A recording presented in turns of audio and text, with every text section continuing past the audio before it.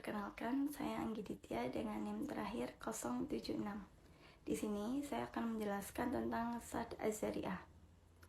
Pengertian Sad Az-Zari'ah secara lugawi, Zari'ah itu berarti jalan yang membawa kepada suatu baik ataupun buruk.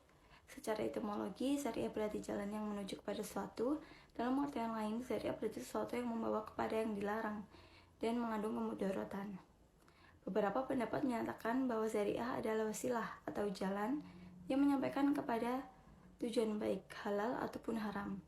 Berarti apabila jalan yang menyampaikan kepada sesuatu yang haram, maka hukumnya haram.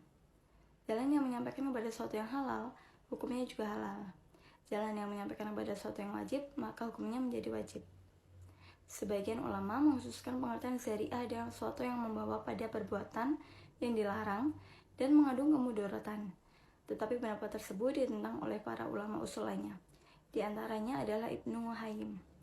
Ia menyatakan bahwa zari'ah tidak hanya menyangkut sesuatu yang dilarang, tapi ada juga yang dianjurkan. Kalimat Sad Az-Zari'ah berasal dari dua kata, yaitu sad dan zari'ah. Kata sad berarti menutup celah dan menutup kerusakan, dan juga berarti mencegah atau melarang. Sedangkan kata zari'ah secara bahasa berarti jalan yang membawa kepada sesuatu secara hissi dan maknawi baik ataupun buruk. Ibnu Hayyim menjelaskan bahwa pengertian zari'ah adalah apa yang memberi perantara dan jalan kepada sesuatu. Oleh karena itu, menurut Ibnu Hayyim, kata zari'ah lebih baik dikemukakan yang bersifat umum, sehingga zari'ah mengandung dua pengertian, yaitu yang dilarang disebut sad az-zari'ah dan yang dituntut untuk dilaksanakan disebut fat al-zari'ah. Imam al-Syatibi mendefinisikan zari'ah adalah melakukan suatu pekerjaan yang semula mengandung kemaslahatan untuk menuju kepada suatu kemafsadatan. Maksudnya adalah perbuatan yang akan dilakukan pada hakikatnya adalah boleh dilakukan karena mengandung suatu kemaslahatan, namun dalam mencapainya berakhir pada suatu kemafsadatan. Selanjutnya yaitu dasar hukum az-zari'ah.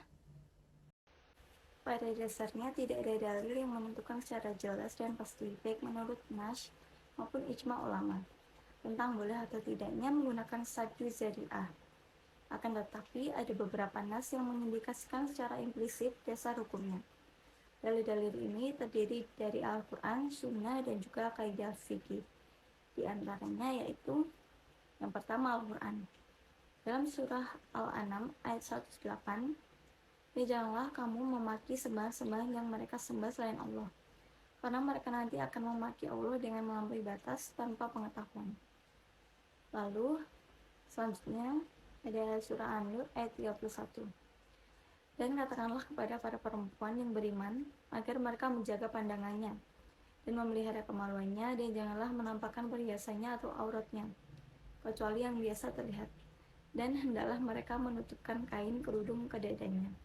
Dan janganlah menampakkan perhiasannya atau auratnya kecuali kepada suami mereka, atau ayah mereka, atau ayah suami mereka, atau putra-putra mereka, atau putra-putra suami mereka, atau saudara-saudara laki-laki mereka, atau putra-putra saudara laki-laki mereka, atau putra-putra saudara perempuan mereka, atau para perempuan sama Islam mereka, atau hamba sahaya yang mereka miliki, atau para pelayan laki-laki atau tua yang tidak mempunyai keinginan terhadap perempuan, atau anak-anak yang belum mengerti tentang aurat perempuan.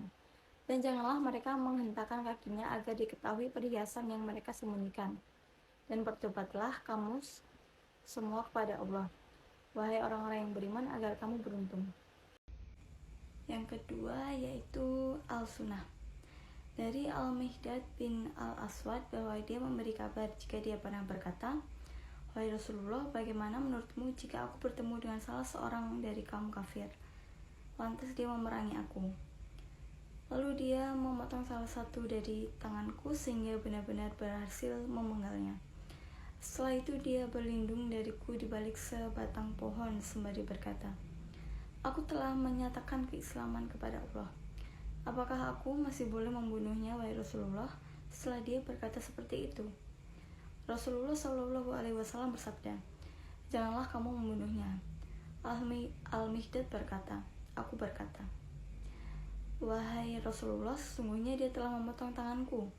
Baru kemudian dia menggunakan hal tersebut menyatakan keislaman setelah berhasil memotongnya. Apakah aku boleh membunuhnya? Rasulullah Shallallahu Alaihi Wasallam bersabda, janganlah kamu membunuhnya. Jika kamu tetap saja membunuhnya, maka dia sama dengan statusmu sebelum kamu membunuhnya. Sedangkan kamu sama dengan statusnya sebelum dia mengucapkan kalimat yang dilafazkan tersebut. Yang ketiga yaitu kaidah fikih. Apa yang membawa kepada haram, maka hal tersebut juga haram hukumnya. Menolak kerusakan lebih diutamakan daripada menarik kemaslahatan.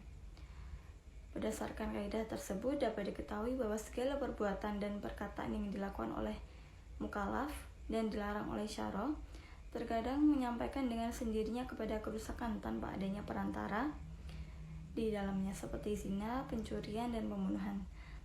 Terkadang itu juga tidak menyampaikan dengan sendirinya, tetapi dia menjadi wasilah kepada sesuatu dan yang dapat mengarah kepada kerusakan tersebut. Lalu, kedudukan Az-Zariyah.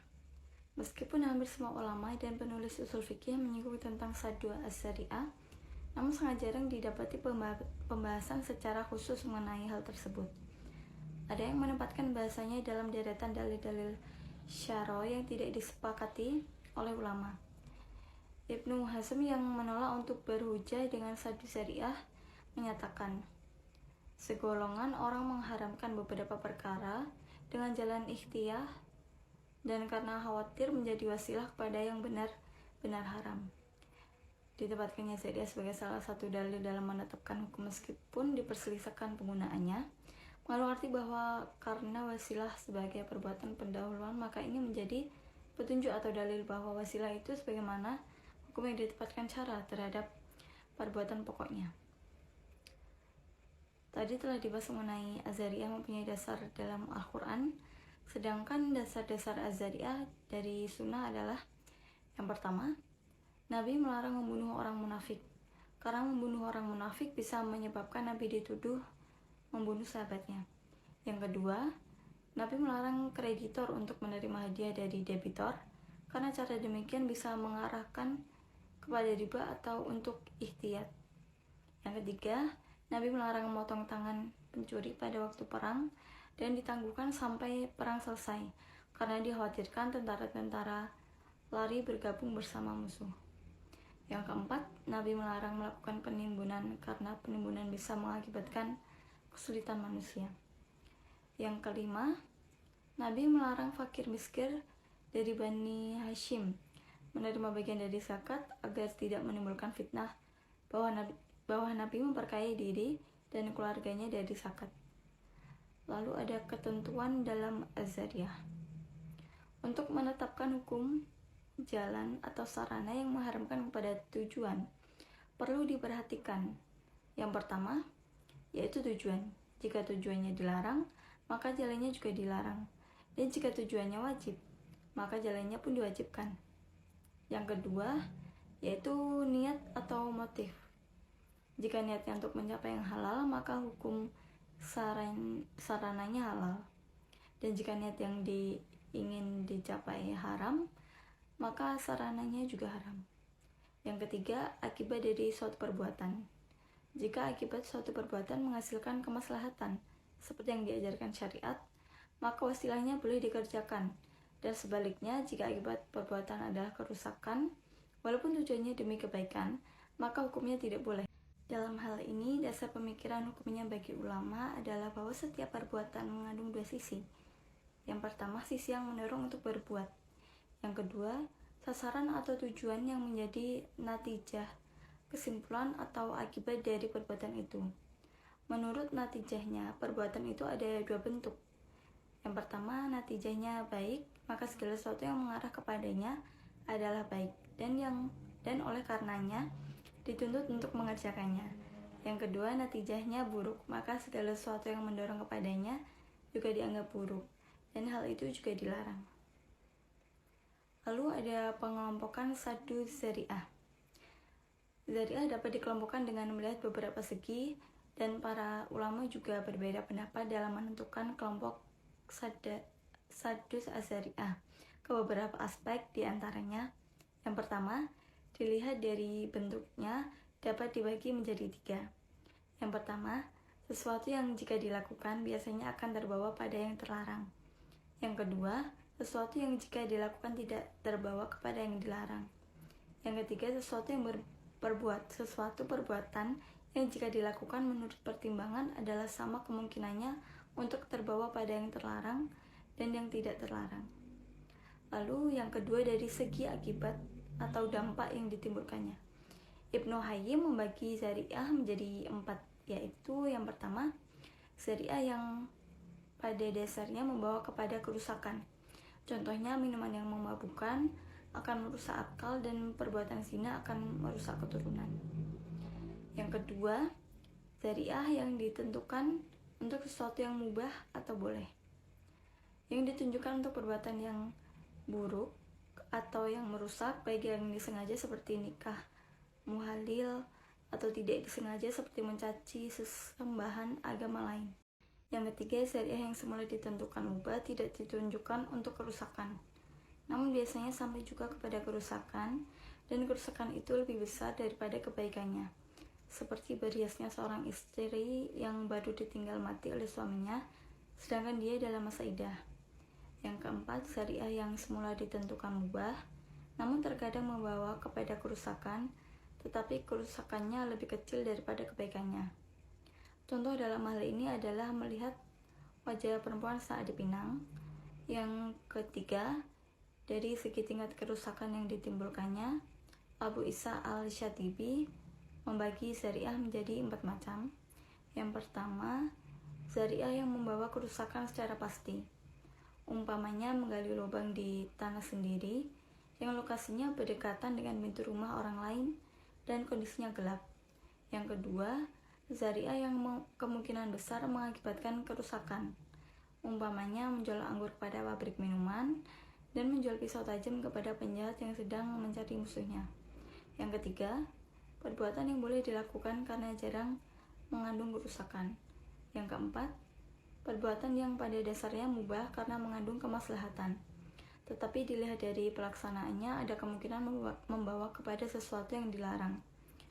Misalnya, semacam jual beli yang dilakukan untuk mengelak dari riba. Umpama si A menjual arloji kepada si B dengan harga 1 juta dengan hutang, dan ketika itu arloji tersebut dibeli lagi oleh si A dengan harga 800.000 tunai. Si B mengantongi uang 800.000, tetapi nanti pada waktu yang sudah ditentukan si B harus membayar 1 juta pada si A. Jual beli seperti ini dikenal dengan ba'i al-ainah atau ba'iul ajal. Sekian penjelasan Sadul Az-Zari'ah dari saya. Kurang lebihnya mohon dimaafkan. Assalamualaikum warahmatullahi wabarakatuh.